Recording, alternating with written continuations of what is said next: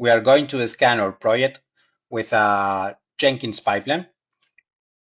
It means that we are going to integrate Semgrep in a Jenkins pipeline. First step must be create a new item.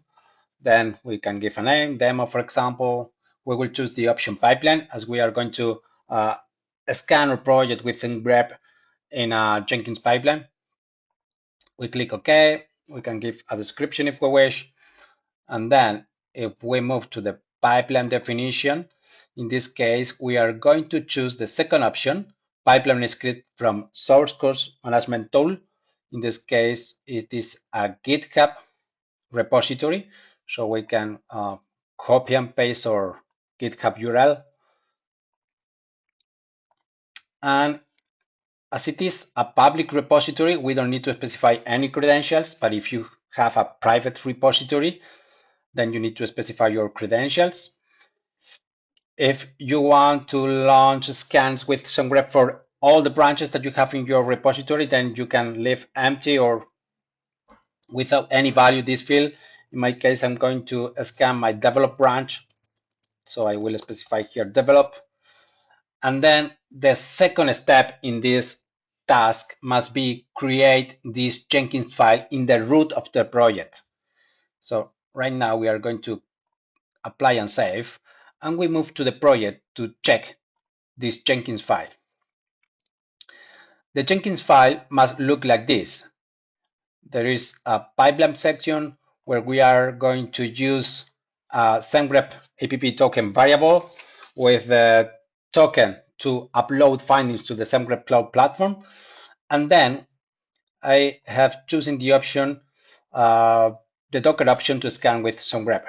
So as you can see here, we are going to use the return to cop / Semgrep Docker image. We are passing the token and we are executing the Semgrep CI command. It will scan our source code and will upload the findings to the Semgrep cloud platform.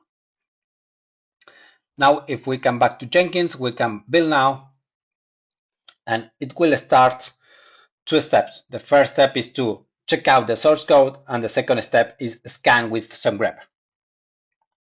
We can check the logs, and we can see that it has pulled the Docker Semgrep image, and it is scanning with the latest version of Semgrep. To achieve a successful scan, we need to define the Semgrep token in the credential section of Jenkins. Let me show you that. If we go to Manage Jenkins, Manage Credentials, we can see that we have previously defined this Semgrep app token that is important to upload the findings to the cloud platform. In addition to that, let me show you the Semgrep documentation for Jenkins. If you go to the sample CI configurations, you will see that there are different snippets for different CI platforms. In this case, this is Jenkins. We can go to the default snippet, or we can choose the Docker snippet. That is the one that I have chosen before. As you can see, we are declaring the token, and we are scanning with Semgrep. In my case, as I want to run only a full scan, I have passed the mandatory variable that is the token, and I have removed the rest of variables. But if you want to run, for example, a pull request scan that will perform a diff scan and will put some comments in your repository, then you need to pass more variables as the one that you are seeing here. That's very useful to start with a snippet.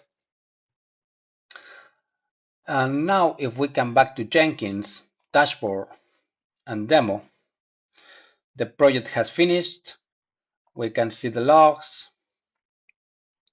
There are 3 non-blocking code findings, and if we go to the Semgrep platform, we will check that there are 3 findings for this project. That is a demo project, 3 findings scanned a few seconds.